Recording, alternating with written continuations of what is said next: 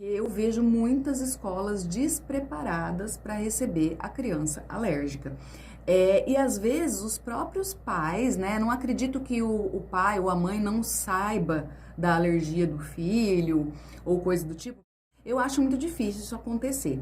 Mas o que eu acho e o que eu vejo acontecer com mais frequência na realidade, pelo menos na nossa aqui, é o contrário.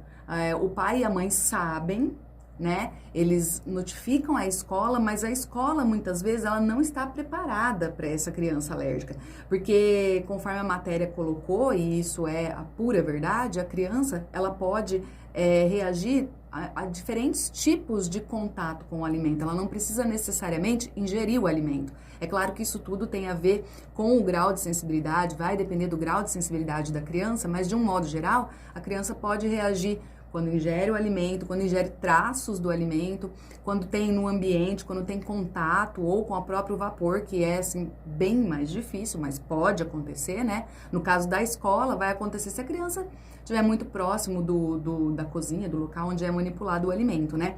Mas o que eu acho que é difícil na escola é principalmente o controle de traços de alimento, né? Porque, inclusive, muitas escolas brasileiras ainda usam até por serem crianças pequenas, né, para evitar que quebre e tudo mais, ainda usam os utensílios de plástico, né, os pratinhos plásticos, as canequinhas plásticas, e a gente recomenda que até em casa não se use utensílios plásticos quando esse utensílio não é de uso exclusivo da criança que tem alergia. Por quê? Porque são materiais porosos, o plástico, a madeira, e aí as moléculas de proteína, elas podem ficar nessas rachaduras, ainda que se lave muito bem esse utensílio. E dependendo do grau de sensibilidade, a criança vai reagir com o mínimo de traço, né? Especialmente se for uma criança que está no momento em que ela está sensibilizada, ela ainda não está num tratamento adiantado, ela ainda não está com sintomas de alergia estabilizados, né?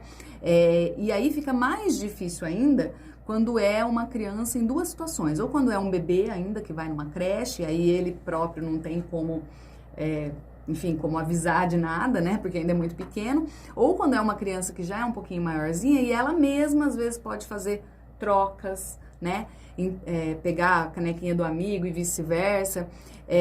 Então a gente sempre indica, né, dentro do programa Chega de Alergia, um dos módulos fala sobre como agir nas situações sociais, né, na hora de um passeio externo, na hora de ir para a escola.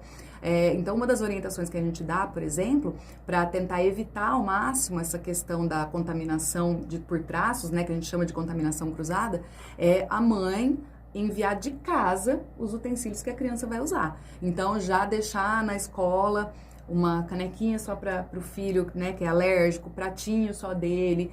Mas é assim, é um trabalho de muita orientação para o pessoal da escola, né? Porque a gente tem que entender que as pessoas, os funcionários da escola, por mais boa vontade que eles tenham para ajudar e para acolher essa criança, eles não vivem nesse mundo de alergia.